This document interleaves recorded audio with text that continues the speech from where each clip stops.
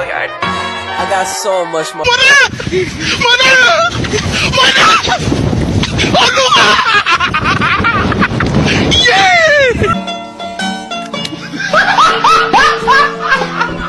Are you ready, kids? Aye, aye, Captain! I can't hear you. Aye, aye, Captain! Oh!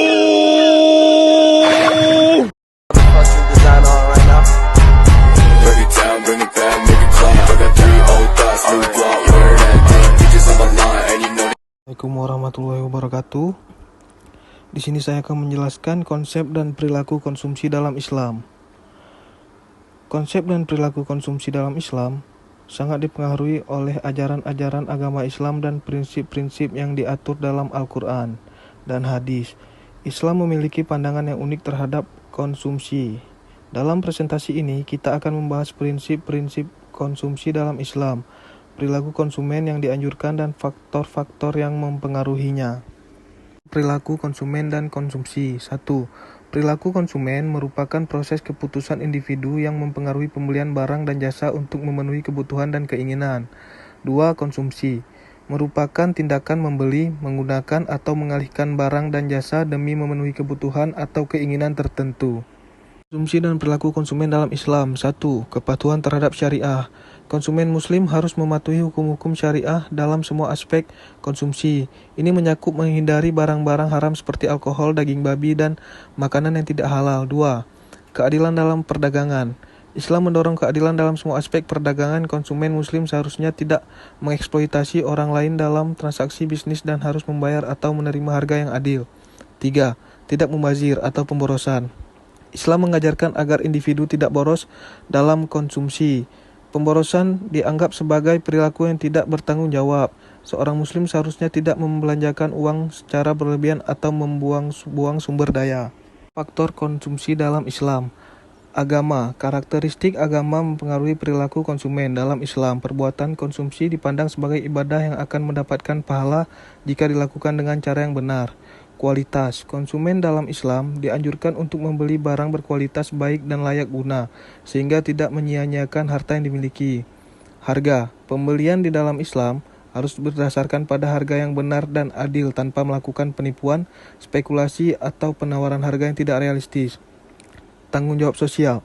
Konsumen Islam harus mempertimbangkan dampak sosial dan perilaku konsumsinya sebagai anggota masyarakat yang bertanggung jawab. Konsumen Islam harus memprioritaskan kepentingan bersama dan kesejahteraan sosial. Perilaku konsumsi yang dianjurkan dalam Islam. Yang pertama, bersedekah. Sedekah termasuk perilaku konsumsi yang dianjurkan dalam Islam. Setiap muslim diwajibkan untuk memberikan sebagian harta kekayaannya kepada orang yang lebih membutuhkan. Kedua, memperhatikan kesehatan. Olahraga dan makanan sehat merupakan prinsip-prinsip penting dalam Islam. Konsumen Islam diharapkan untuk memperhatikan jenis makanan yang dikonsumsi dan hidup secara sehat. Ketiga, melakukan pembelajaran. Islam mendorong umatnya untuk mencari ilmu dan mempelajari hal-hal baru. Selain membaca buku, Muslim juga dianjurkan untuk menghadiri seminar atau diskusi. Perilaku konsumsi yang dilarang dalam Islam. Yang pertama, merusak lingkungan. Konsumen Islam dilarang melakukan tindakan atau membeli produk yang dapat merusak lingkungan. Kedua, berbahaya bagi kesehatan. Konsumen Islam dilarang mengkonsumsi makanan atau minuman yang membahayakan kesehatan. Tiga, perjudian dan spekulasi. Konsumen Islam dilarang melakukan transaksi yang bersifat perjudian, spekulasi, atau riba. Tanggung jawab sosial dalam konsumsi Islam. Dalam Islam, social responsibility atau tanggung jawab sosial menjadi suatu kewajiban dan menjadi nilai fundamental dalam Islam. Hal ini dapat terlihat dari rukun Islam yang ketiga, yaitu menunaikan zakat, yang bertujuan salah satunya untuk memenuhi hak-hak orang lain yang terdapat pada harta yang dimiliki. Adapun dasar-dasar untuk memahami serta menjalani hidup sesuai Islam termasuk social responsibility disebut dengan syariah.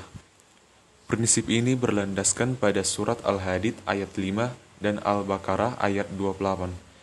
Kedua ayat ini mengingatkan bahwa Allah yang menciptakan langit, bumi, serta alam semesta dan manusia akan bertanggung jawab terhadap hidupnya kelak.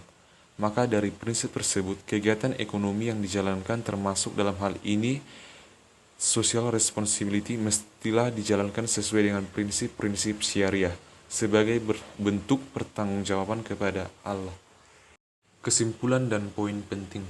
Berikut ini adalah beberapa poin penting tentang konsumsi dalam Islam.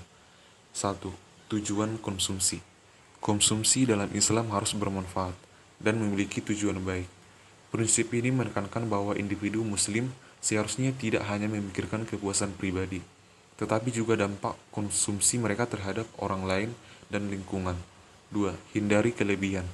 Dalam konteks konsep dan perilaku konsumsi dalam Islam, mengacu pada prinsip penting bahwa individu muslim harus menghindari konsumsi berlebihan atau israf, dan kemewahan yang tidak perlu atau tafsir. 3. Kepatuhan hukum agama. Konsumsi harus mematuhi hukum halal dan haram dalam Islam. Kepatuhan terhadap hukum halal dan haram adalah kewajiban agama bagi individu muslim. Ini mencerminkan penghormatan terhadap ajaran agama dan mengikuti pedoman yang ditetapkan dalam Islam. 4. Zakat dan infak. Poin ini menekankan pentingnya memberikan sumbangan keuangan kepada mereka yang membutuhkan dan berkontribusi dalam keadilan sosial dalam masyarakat Islam. Zakat dan infak merupakan praktik yang mendalam dalam Islam yang mencerminkan nilai-nilai kasih sayang, kebaikan, dan kepedulian terhadap sesama. Dan yang terakhir, pendidikan dan kesadaran. Pendidikan tentang nilai-nilai Islam dalam konsumsi adalah kunci dalam memahami dan mengamalkan prinsip-prinsip konsumsi yang sesuai dengan ajaran Islam. Bring it back, make it clap. I got 3 old thoughts, new block.